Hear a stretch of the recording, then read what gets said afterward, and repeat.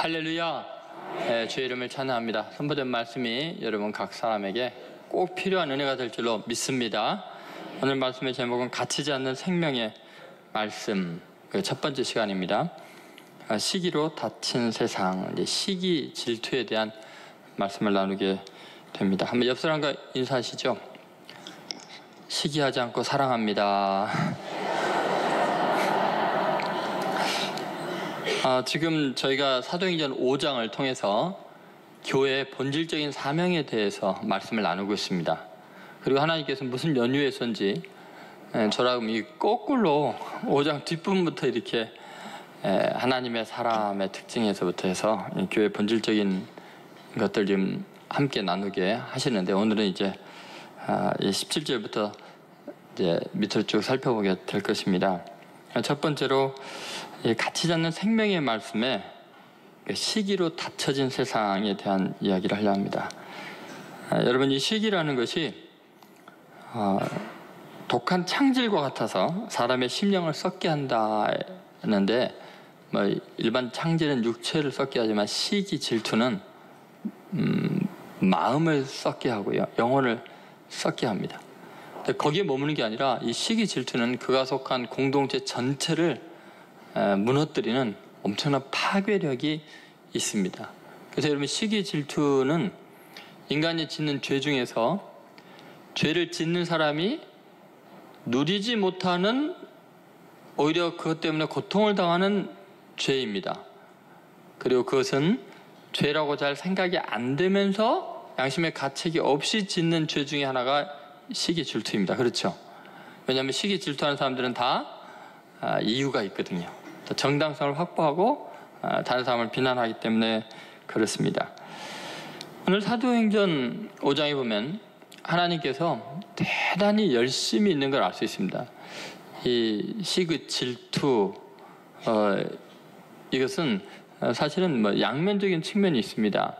하나님은 질투하는 하나님이다, 이렇게도 표현하잖아요. 근데 시기, 이것은 부정적인 의미에서 다른 사람이 잘 되는 걸 못 견디하는 것도 있지만, 긍정적인 의미에서는 이 열심히 됩니다. 그래서 젤롯당이라고 하잖아요. 젤로스.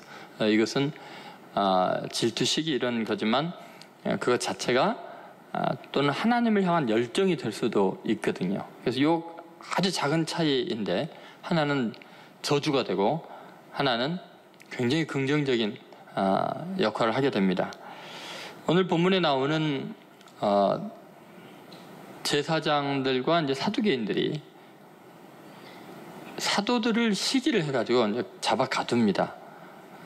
그런데 하나님께서는 그 사도들을 기적을 일으켜서 감옥의 문을 여시고, 지금 보초도 있고 문이 잠겨 있는데도 그 사도들을 집단으로 탈출시켜 주시거든요. 그런데 흔적이 없이 탈출시킵니다. 나중에 아침에 그들을 끌어다 공회에 세우고 신문을 하려고 사람을 보냈더니 보초도 쓰고 있고 문도 잠겨 있는데 아무도 없는 거예요. 이것은 어마어마한 기적이죠. 어떻게 집단 탈출하는데 아무도 모르고 흔적도 없이 탈출이 되겠어요. 근데 그 이유를 하나님은 생명의 말씀을 전하게 하려고 이렇게 이야기합니다. 다시 말해서 대제사장과 사두개인들은 시기심 때문에 이들을 가둬두는데, 하나님은 생명의 말씀을 성전에서 또 온 세상에 마음껏 전하게 하려고 그 갇혀진 사도들을 기적으로 이렇게 나오게 하시죠. 여러분, 이 시기와 질투가 얼마나 심각한가, 그것을 우리는 잘 압니다. 왜냐하면 오늘 본문에 지금 대제사장과 사두개인들은 그 당시 최고의 권력층이었습니다.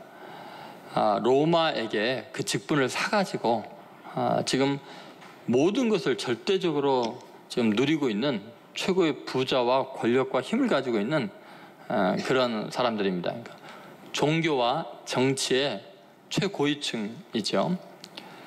근데 이들이요, 사도들이 기적을 일으키는 걸 보고 또 사람들이 그들의 말을 들으려고 때로 몰려오는 걸 보고는 시기심이 생겨가지고 일단 이들부터 그냥 잡아다가 가둬놓은 것입니다. 여러분, 시기심은 내가 모든 걸 다 가지고 있어도 한 가지 측면에서 남보다 못하는 것이 느껴지면요, 이게 발동이 되어서 악을 행하게 되어 있습니다. 그리고 더구나 이 대제사장과 사두개인들은 하나님의 일을 하는 사람들이죠. 종교인들이기도 하고요. 국가의 지도자들이기도 합니다. 그럼에도 불구하고 사람들의 인기가 다른 자에게 이렇게 가는 것을 견디지를 못해 하는 겁니다. 모든 걸 누리면서도 그 작은 것까지 자기네들이 다 가지려고 한 거죠. 그들은 하나님의 일을 하지만 하나님의 뜻을 구하지 않고 하나님 나라 중심으로 사는 게 아니라 자기 자신의 존재감을 과시하고 그 하나님의 일을 이용해서 자신을 부각시키는 데 초점이 맞춰져 있기 때문에 그렇습니다. 여러분, 우리는 이 시기심이 얼마나 이제 위험한 것인지 오늘 본문을 통해서 깊이 생각하고 우리 모두가 이 시기심으로부터 이제 자유해지고 진정한 의미 하나님의 일꾼들로 거듭나는 놀라운 은혜가 임하기를 주의 이름으로 소원합니다. 첫 번째, 시기는 자신의 미래를 닫습니다. 한번 따라해보세요. 시기는 자신의 미래를 닫습니다. 그럼 제사장들이 이제 이 사도들을 잡아서 죄를 뒤집어 씌우고 이 감옥에 가둬둡니다. 원래 제사장들이 하는 일은 죄 지은 사람들 위해서 제사를 지내고 중보기도를 해줘서 죄를 사하고 죄에서 자유케 해줘야 되는데 죄 없는 사람을 잡아다가 지금 감옥에 가두는 그런 흉악한 일들을 행하고 있습니다. 근데 여러분, 사실 이 제사장들은 지금 마땅히 자기네들이 누릴 수 있는 정말 좋은 특권들을 누리지 못하고 지금 이들이 고민하고 시간을 때우고 이런 것들은 전부 다 시기심 때문에 이들을 잡아 가두고 어떻게 처리할까 이걸로 아마 밤을 샜을 겁니다. 지금 정말 귀한 시간들을 낭비하고 자기 인생을 소진하는 그런 아주 불행한 일들을 하고 있죠. 근데 실제로 시기심은요, 자기 자신을 파괴하는 엄청난 그런 힘이 있습니다. 예를 들어서 여러분 그 삼국지에 나오는 오나라의 그 장수 중에서 주유라는 명장이 있습니다. 그런데 그 주유라는 명장이 총나라의 제갈공명에 대해서 엄청난 시기심을 느낍니다. 그래서 어떻게든지 독살하려고 하는데 실패를 하죠. 결국은 죽이지 못하니까 화병이 나갖고 분이 나가지고 자기가 죽습니다. 죽으면서 이런 말을 합니다. 그 유명한 말이죠. 하늘이여 이미 주유를 내셨거늘 어찌하여 공명을 내셨나이까. 유명한 말이죠. 근데 여러분, 이 동양의 그 사상의 어떤 시기심이, 인간의 시기심이 이런 것으로 이렇게 잘 표현이 되어 있는데 서양에도 마찬가지죠. 우리가 영화를 본 아마데우스를 보면은 거기 볼프강 아마데우스 모차르트가 나오는데 이 사람은 6살 때부터 천재적인 기량을 발휘한 작곡가이고 연주자죠. 근데 이 모차르트보다 훨씬 유명하고 권력 있고 힘이 있는 그런 사람이 있습니다. 이 사람은 살리에르라는 사람이고 궁중 악장이고요. 모차르트하고는 비교가 안 될 만큼 사회적인 지위가 높은데 모차르트는 시기심을 느끼죠. 왜 그러냐면 자기는 하나님을 경외하는 사람이고 하나님을 위해서 최선의 연주를 하고 정말 며칠을 밤을 새워가면서 정말 좋은 곡을 힘겹게 이제 씁니다. 몇 번이나 수정하면서. 그래서 완벽한 곡을 만들었는데 모차르트는 가만히 보니까 거의 정신 나간 사람처럼 술 취한 듯이 찌직찌직 해가지고 곡을 하나 썼는데 처음부터 끝까지 너무 완벽해가지고 음표 하나 순표 하나만 바꿔도 다 무너질 정도로 완벽한 것을 순간적으로 만들어내는 거예요. 그의 곡에 비하면 자기 곡은 너무 초라한 거예요. 그리고 그것을 분별할 수 있는 사람은 자기예요. 얼마나 뛰어난 곡인지 그러니까 못 견디는 거예요. 그래서 하나님 앞에 항의를 하는 겁니다. 하나님, 당신이 이럴 수가 있습니까? 내가 하나님에서 얼마나 경건하고 얼마나 노력을 하는지 아십니까? 그런데 왜 모차르트에게는 이런 능력 주시고 모차르트에게 능력을 알 수 있는 안목은 내게 주시면서 그런 재능은 나에게는 안 주고 모차르트만 주셨습니까? 이제부터 당신과 나는 적이 올시다. 이렇게 나오거든요. 그러니까 여러분, 삼국지에 나오는 그 내용이나 아마데우스에 나오는 살리에르의 그 모습은 인간의 시기심이 얼마나 심각한가를 보여주는데 결국은 살리에르가 모차르트를 독살했다는 이야기도 있고 또는 과로로 죽게 하는 이야기도 있죠. 그럼 살리엘은 어떻게 됐냐? 정신병으로요. 죽을 때까지 요양소에 갇혀 있어서 비참하게 생이 끝나게 됩니다. 여러분, 시기라는 것은 이미 하나님께서 내게 주신 많은 은혜들을 다 쏟아버리게 하고 행복할 수 있는 사람이 불행하게 되는, 자기 자신의 미래가 완전히 닫히는 순간이 언제냐? 시기하는 마음이 생기는 순간부터예요. 누군가가 경쟁의 대상이 되고 비교의 대상이 되는 순간부터 인간은요 비참해집니다. 여러분, 나이가 젊은 사람들만 시기할까요? 아니면 나이가 많은 사람들 시기할까요? 정말 놀라운 이야기들을 제가 듣습니다. 80이 넘은 그런 분들이 그 시기하는 걸 들어보면요, 애들보다 더 심해요. 아유, 뭐 어떤 분이 뭐 목사님 앞에 기도받았다면서요. 왜 이렇게 들락날락해? 막 이러면서. 근데 그 누군가 보면 90에 가까운 노인들이 힘들어해요. 정말 신기하죠. 인간은요, 죽을 때까지 시기심에서 벗어나기가 힘듭니다. 그래서 정말 하나님의 특별한 은총이 필요한 것 같습니다. 이 시기심은 자기가 누릴 수 있는 놀라운 은혜를 못 누리고 자기 미래를 막기 때문에 어떤 방법을 써서라도요 시기심에서 벗어나야 합니다. 탈무드에 그래서 이런 이야기가 있어요. 어떤 나이 많은 성자가 길을 가고 있는데 너무나 나이 많으니까 이제 간신히 걸어가고 동행하는 사람이 없으니까 위험하고, 두 젊은이가 지나가다가 동행해 주는 겁니다. 근데 성자가 이렇게 보니까 참 고맙잖아요, 젊은이들이. 그런데 가만히 보니까 한 명은 시기심이 너무 세고 한 명은 욕심이 너무 많은 거예요. 그래서 이제 도착한 다음에 너무 고마워서 내가 너무 감사해서 나 같은 늙은이와 동행해 줬으니까 소원을 한 가지씩 들어주겠다고. 그런데 그 소원은 딱 한 가지만 말할 수 있는데 먼저 말하는 사람의 소원을 그대로 이루어줄 거다. 그러면 나머지 말하지 않는 두 번째 사람은 앞에 사람이 말한 것의 2배로 이루어질 거다. 어떻게 됐을까요? 끝까지 아무도 소원을 이야기 안 했대요. 그래서 그냥 그걸로 끝났답니다. 여러분, 우리 인생이요 참 어리석습니다. 시기 질투에 사로잡히면요 자기가 지금 얼마나 손해보는 짓을 하고 있는지 몰라요. 얼마나 많은 은혜를 쏟아버리고 있는지 몰라요. 얼마나 안타까운 일인지 모릅니다. 그러니까 여러분, 시기 질투를 극복하는 것이 제일 중요합니다. 모세를 시기한 사람이 미디암, 아론이었죠. 그렇게 특권을 누릴 수 있는 사람이 또 동생을 그렇게 살리려고 애를 쓰고 사랑했던 누이가 시기심에 걸리니까 나병 환자가 되잖아요. 여러분, 생각해보면 아벨을 시기한 것이 가인이죠. 첫 번째 인류의 몸에서 태어난 첫 번째 사람인데 결국은 살인자가 돼서 영원히 가인하면 저주받은 인생이 되지 않습니까? 레아를 시기한 라헬, 이 이야기는 나중에 좀 드릴게요. 요셉을 시기한 형들의 이야기, 다윗을 시기한 사울, 에서를 시기한 야곱. 믿음의 조상들 누구도요 이 시기에서 벗어나지를 못했고, 이 시기심이 무슨 문제를 일으키냐면 불필요한 불행을 겪는 인생이 되게 만듭니다. 자신의 미래가 고통으로 점철되게 만드는 것이 시기의 문제입니다.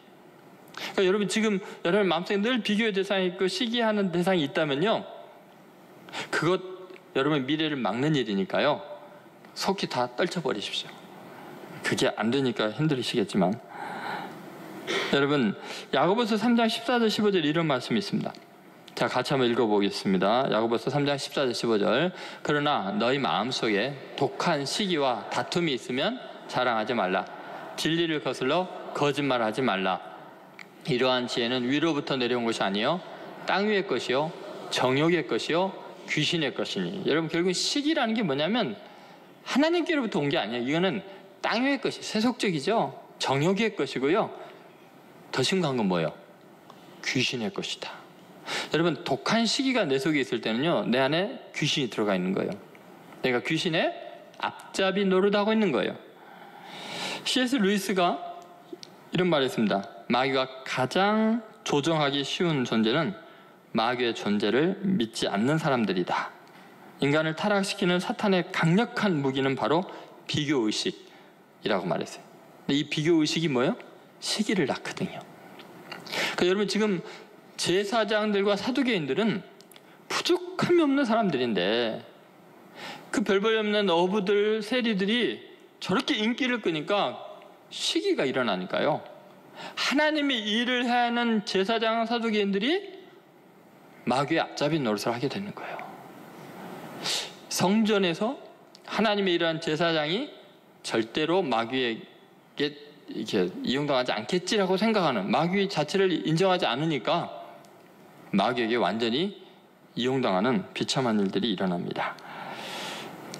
여러분 실제로 이것이 얼마나 그 안타까운 일인가 한번 생각해 보세요. 성경에 나오는 그 아까 그 시기의 문제를 이야기할 때 야곱의 부인인 레아와 라헬을 한번 생각해 봅시다. 여러분 레아는 아기를 잘 낳는 여자였습니다. 고대 근동에서 가장 큰 여자의 축복이죠. 그런데 안타깝게도 이게 알력이 부족하고 좀 외모가 좀 그랬습니다. 몸은 튼튼하고 힘은 있는데 아름답지는 못한 것 같아요. 대부분 여러분에 해당하죠. 그런데 라헬은 너무 아름다운데 몸이 약한 거예요. 뭐 야곱이 누구를 사랑하겠어요? 라헬을 사랑했어요. 라헬을 사랑하는데 몸이 약하니까 애를 못 낳아요. 그러면은 이 라헬은 남편의 사랑을 받고 아름다우니까 그걸로 만족하고 감사해야 되는데, 성경에 제가 이제 처음 이 구절을 읽으면서 너무 충격을 받은 게, 누가 누구를 시기할 것 같아요? 여러분 생각하면 누가 누구를 시기할 것 같아요? 레아가 라헬을 시기할 것 같아요? 라헬이 레아를 시기할 것 같아요? 레아가 라헬을 시기하는 게 일반적이잖아요. 놀랍게도요, 성경에 보면은 라헬이 레아를 시기합니다.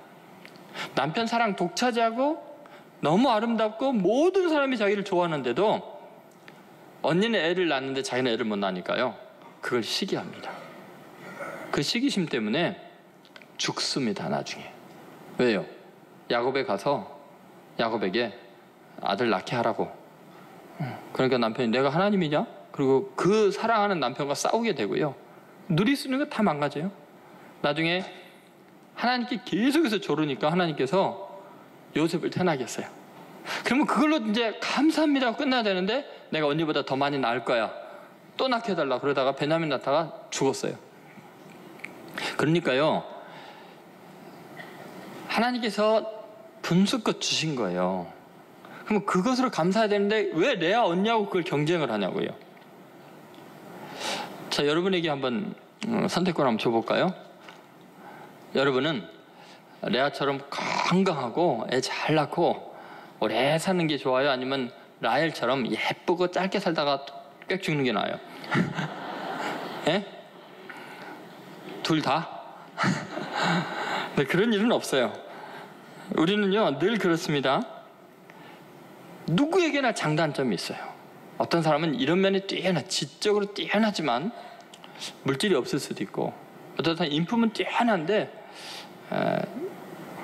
뭐 경제력이 없을 수도 있고, 다 그런 거. 그러면은 자기에게 있는 걸 족한 줄로 알고 내게 없는 다른 사람에게 있는 거를 존중해주고 축복해주고, 그러나 나는 이게 있으니까 감사하다 해야 되는데, 모든 걸 다 비교해갖고 모든 면에서 다 뛰어나려고 하니까 못 견디는 거예요.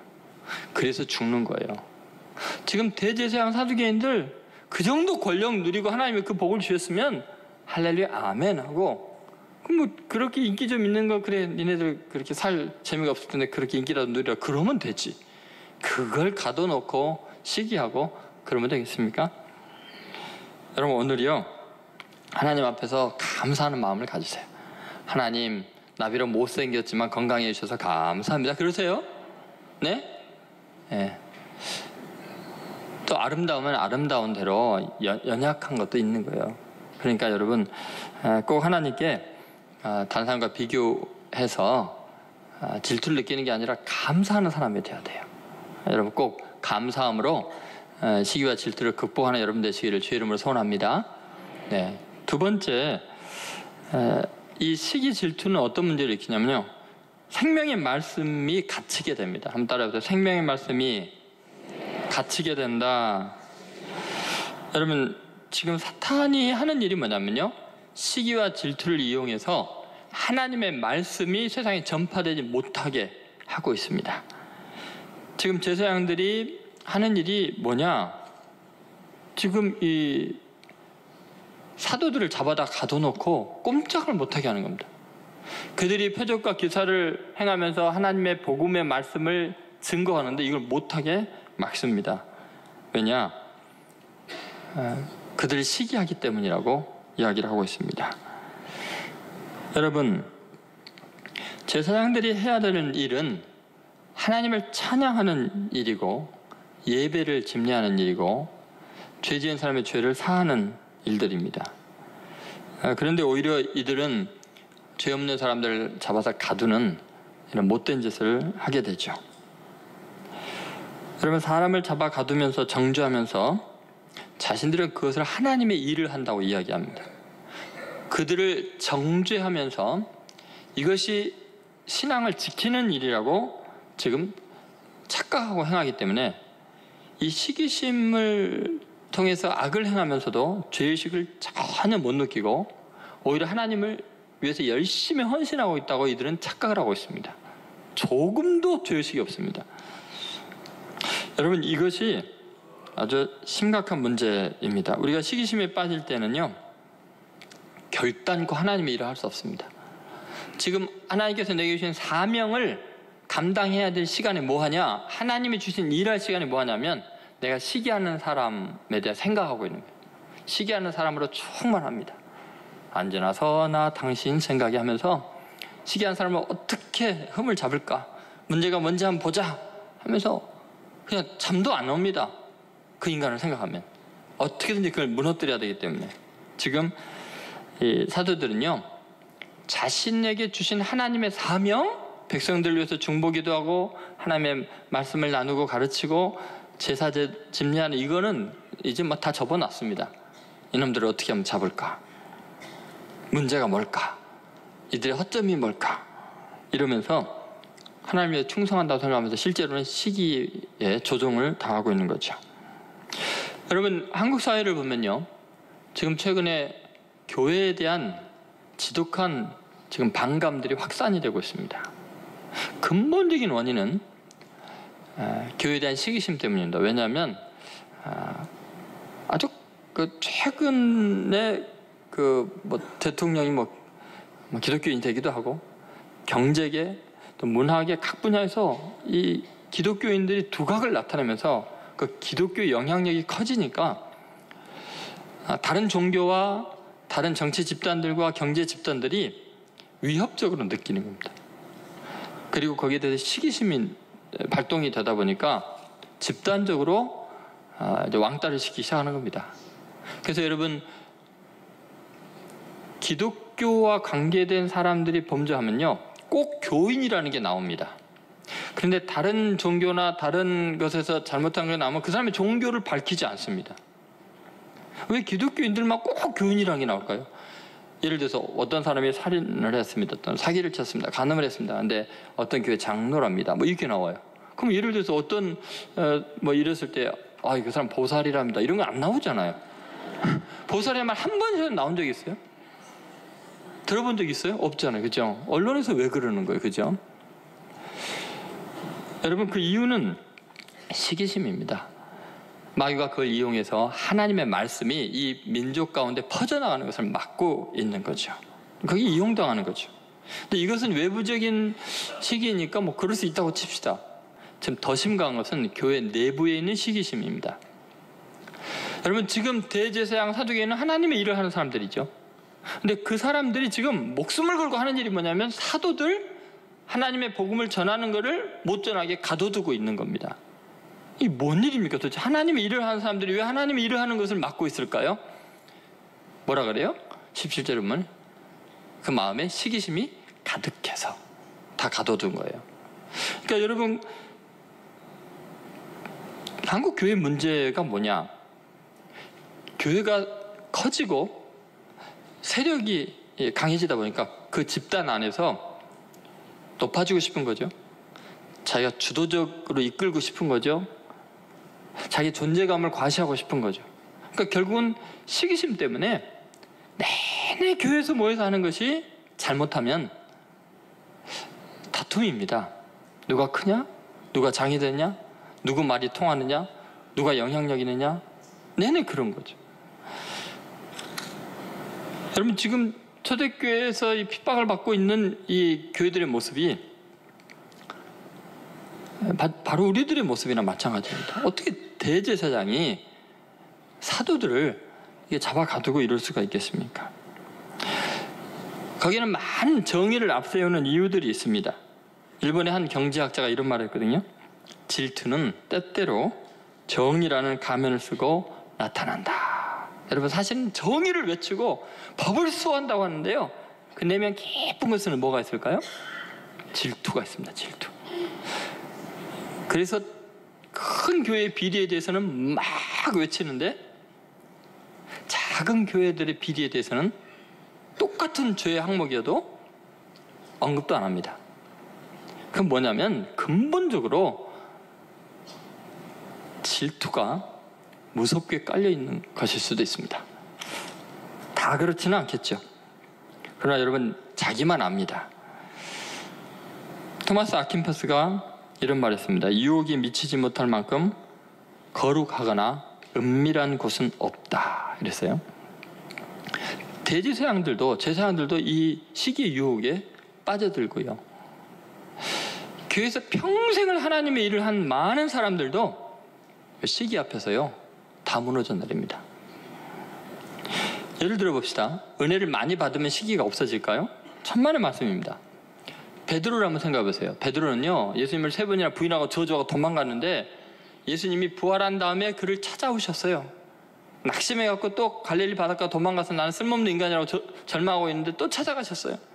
그리고 생선과 떡을 구워주시면서 너가 나를 사랑하느냐 3번이나 물어보시고 죄를 다 용서해 주시고, 거기다가 더구나 쓸모없는 자기를 내 양을 먹이라, 내 양을 치라, 내 양을 먹이라 하면서 사명을 또 주셨어요. 그러면요, 그 순간 베드로는요, 자기 같은 배신자를 용서하고 사랑하고 또 쓸데 있다고 생각하셔서 사명까지 주셨으니 최고의 감동이 있는 순간이, 은혜를 최고로 받은 순간이, 부활한 주님을 만나서 이런 은혜를 체험하다니 얼마나 놀랐습니까? 예수님께서 그래, 이제 됐지? 나를 따르라. 그래서 너는 나를 따르라.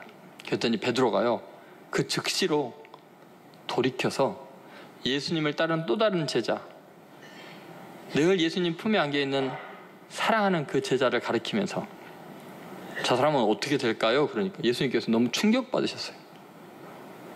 아니, 너는 나를 따라.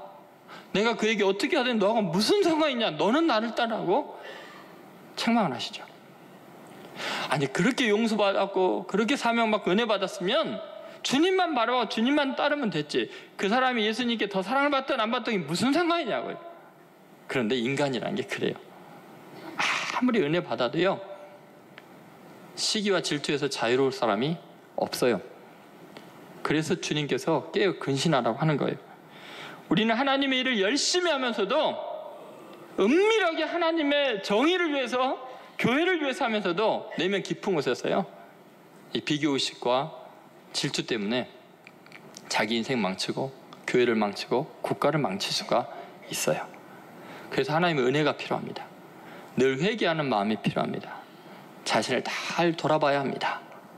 여러분, 순간적으로 마귀에게 이용당하지 마시고 늘 하나님이 주신 사명에 집중하고 어떻게 하나님의 말씀을 전할까, 그 퍼뜨릴까, 거기만 관심을 기울이는 성도님들 되시기를 주의 이름으로 소원합니다. 3번째, 시기는 하나님을 대적하게 만듭니다. 한번 따라하세요. 시기는 하나님을 대적하게 만듭니다.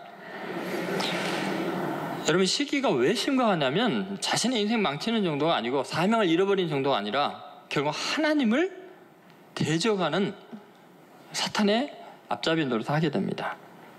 자, 지금 제사장들과 사두개인들은 자신의 입지들이 약화되고 사람들에게 그 인기를 이제 잃게 되고, 그 가난하고 별 볼일 없었던 어부들 출신 성분 자체가 한심한 세리나 이런 사람들에게 사람들이 몰려가는 걸 보니까요, 그 시기심이 발동이 돼서 못 견디겠는 거예요. 그래서 이들은 결국은 하나님의 말씀을 전하는 그들이, 자신들보다 별 볼 일 없던 그들이 그렇게 영향력 있게 쓰임받는 것을 못 견디하니까 그들을 잡아 가두죠. 그럼 그들을 잡아 가두는 것은 하나님의 사명을 막는 겁니다. 하나님의 일, 하나님의 나라를 지금 망치고 있는 것이고, 하나님의 말씀이 전파되지 못하게 하는 어마어마한 하나님 나라의 방해꾼이 되어 있는 거죠. 제사장인데도 그렇게 되는 거죠. 여러분, 이것이 얼마나 심각한 문제를 일으키냐면요, 하나님께서 나중에 이런 종교 세력들의 이 악행과 이런 것 때문에요, 결국 예루살렘을 초토화시키죠. 이들이 이런 행위를 하고서 아마 30년, 40년이 안 돼서 주 70년에 로마의 디도 장군을 보내가지고 완전 포위하고 완전히 굶어 죽게 아사당하게 해가지고요, 자기 애들을 잡아먹고 삶아먹을 정도로 비참하게 만들고요, 돌 위에 돌 하나도 남기지 않게 다 쓸어버리십니다. 여러분, 우리가요, 하나님을 대적하고는 복을 받을 수도 없고 살아남을 수도 없습니다. 근데 그것을 가장 심각하게 죄책감도 안 느끼면서 그 일을 행하고 정당하다고 생각하고 그렇게 이용당하는 것이 바로 시기와 질투라는 겁니다. 예를 들어서 늘 성경은 그것에 대해서 분명하게 이야기를 합니다. 사도행전 13장 45절에 보면 사도 바울이 하나님의 말씀을 전할 때 지독하게 핍박하고 방해하는 사람들이 있었습니다. 같이 읽겠습니다. 유대인들이 그 무리를 보고 시기가 가득하여 바울이 말한 것을 반박하고 비방하거늘. 유대인들은 하나님을 믿는 사람들이고 지금 하나님을 위해서 한다고 하는 거죠. 바울이 복음을 전하니까 수많은 무리들이 모여드니까 그 다음 편이 뭐가 가득해요? 시기가 가득하여. 자, 바울이 말한 것은 뭐예요? 예수 그리스도의 복음이죠. 하나님의 말씀이죠. 그것을 반박하고 비방합니다. 여러분, 시기가 가득한 사람의 특징은 하나님의 말씀일지라도 비방합니다. 반박합니다. 뭐가 잘못됐다, 교리적으로. 그게 주로 하는 일입니다. 왜냐하면 그 근본이 하나님의 말씀을 들을 생각도 없고 은혜 받을 생각도 없어요. 그냥 내가 어떻게 인기를 얻나, 내가 얼마나 똑똑하고 얼마나 권위 있고 얼마나 잘 분별하는가 봐라 하기 위해서 그 짓을 하고 있는 겁니다. 이게 마귀에게 이용당하는 건데, 이게 왜 심각하냐면요, 바로 이 시기심 때문에 예수님을 죽인 거거든요.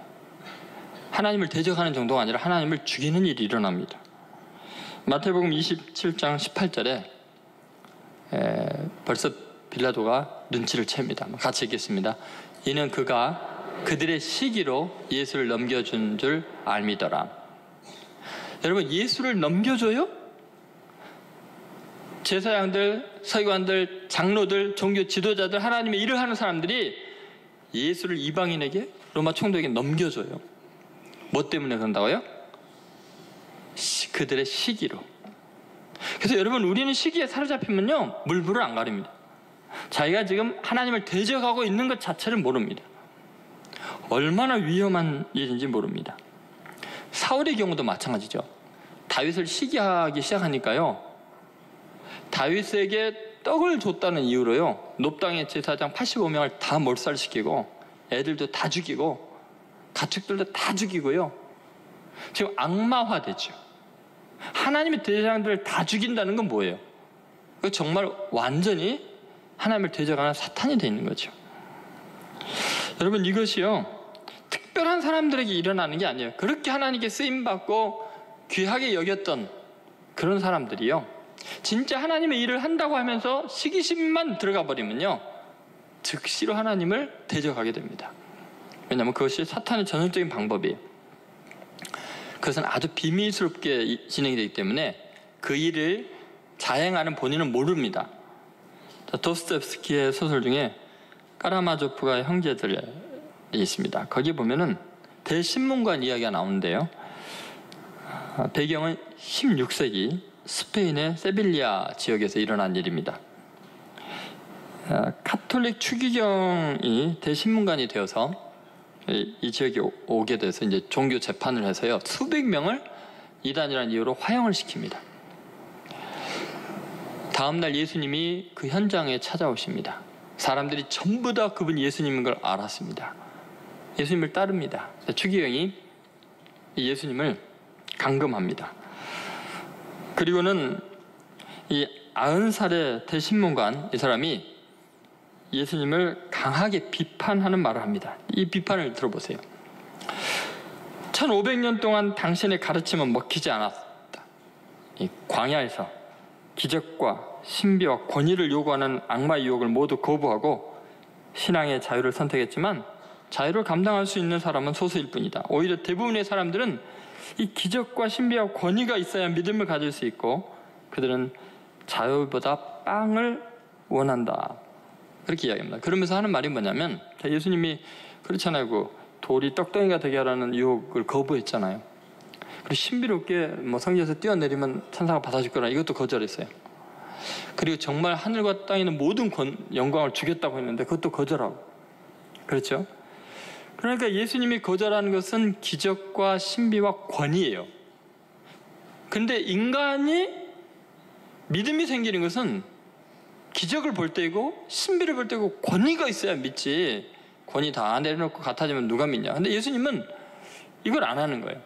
오병이의 기적 한번 일으키고 더 일으켜달라고 하니까 내 몸과 내 살을 먹어라, 내 피를 마셔라 그러니까 다 도망가 버리죠. 그러니까 예수님은 권위를 부리지 않고 세리와 죄인들의 친구가 되셨어요. 예수님이 신비감을 드러내는 게 아니라 우리들과 함께 거하셨어요.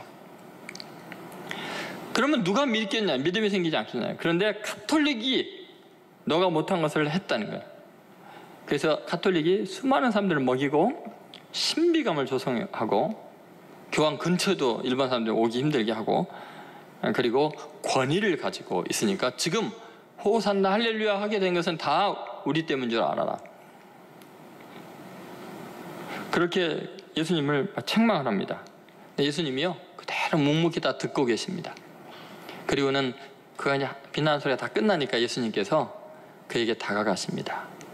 그리고 핏기가 하나도 없는 그 90의 노인의 입술에 예수님이 키스를 해주십니다. 사랑한다고. 그리고 예수님은 이제 풀려나죠. 풀려날 때 이렇게 말합니다. 대신문관이 추경이죠. 다시는 나타나지 말라고. 그런데 이 책에서 이 대신문관의 비밀에 대해서 이렇게 말합니다.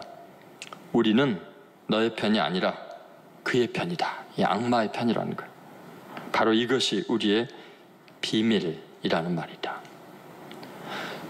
여러분, 우리들은요 잘못하면 그리스도인이고 교회 목사이고 장로이고 권사이면서 비밀을 간직할 수 있습니다. 시기와 질투를 느끼는 그 순간 우리는 그리스도의 편이 아니라 그리스도를 다시는 나타나지 못하게 하고 말씀을 못 전하게 하는 사탄의 앞잡이가 될 수 있습니다. 이것은 오늘 대제사장과 사두개인들이 하는 짓과 지금 이 대신문관이 하는 짓이 정확하게 일치합니다. 여러분, 우리가 정말 깨어있지 않으면 시기와 질투 때문에 정말 하나님의 뜻을 막고 말씀을 막는 어마어마한 일을 저지르고 있으면서도 전혀 그걸 깨닫지 못하고 있습니다. 여러분, 지금 한국 교회 안에 어마어마한 갈등들이 가득한 이유가 뭘까요? 전부 다 명예와 권력과 돈과 그것 때문에 시기심이 발동돼서 하나님의 말씀을 온 세상에 전하고 수많은 사람들을 섬기는 하나님의 일을 해야 되는데 마귀의 일을 하고 있으니까 다 무너져나가는 아픔들이 있습니다. 훌륭한 교회들도 많이 있고 정말 훌륭한 목회자 장로님과 성도들도 많이 있습니다만 계속 우리가 느끼는, 피부로 느끼는 것은 이 시기와 질투에 완전히 사로잡혀 있는 비밀 속에 숨겨진 사탄의 도구로 쓰임받을 수 있다는 것입니다. 그러면 여러분, 우리가 어떻게 시기와 이 질투를 이겨나갈 수 있느냐? 여러분, 시기와 질투는 결핍에 대한 감각 때문에 오는 거거든요. 누군가 비교를 했을 때 나는 왜 부족한가? 결핍이 느껴지면 반드시 비교의식 때문에 시기와 질투가 나오게 되거든요. 그런데 그때요, 거기에 사로잡히지 않는 방법은 결핍이 은혜라는 걸 믿어야 돼요. 아까 말했잖아요. 라헬이 애를 못 낳는 건 은혜요, 아니면 은혜가 아니에요? 은혜요. 그 몸매에 애 낳으면 죽으니까. 여러분, 때로는 우리에게 없는 것이 우리를 살리는 길이에요. 대신 다른 걸 주셨어요. 그러니까 결핍이 느껴질 때는 하나님께 기도해야 돼요. 비교하는 게 아니라, 다른 사람을 보는 게 아니라 하나님께 더 매달려야 돼요. 왜냐하면 그 결핍 때문에 하나님은 당신을 찾게 하거든요. 한나는 남편의 사랑을 받았지만 아기를 못 가졌잖아요. 그럼 어떻게 했어요? 본인하고 비교해서 질투했어요? 하나님께 그 원통함을 안고 기도해서 영통한 사람이 되었어요. 그럼 여러분, 그 결핍이 그 민족을 살리는 위대한 사무엘을 낳게 하고 역사의 가장 위대한 여인이 될 수 있는 거죠. 그럼 여러분, 결핍을 느낄 때, 비교의식이 느낄 때 사람을 보지 않냐고 하나님께 매달리고 하나님께 기도하면 그 결핍이 복이 되고 능력이 되고 영광이 될 줄로 믿습니다. 그럼 오늘부터요, 힘들고 어려울 때마다 기도하세요. 하나님 말씀을 대면하고 하나님을 바라봐야지 사람 바라보지 마세요. 그래서 여러분, 참 자유한 사람이 되기 원하시고 우리 한국교회가 어렵고 힘들수록 더 하나님께 매달려서 하나님의 말씀이 어떻게든지 세상에 증거되도록 서로 협력하고 도와주는 아름다운 교회 되시기를 주의 이름으로 축원드립니다.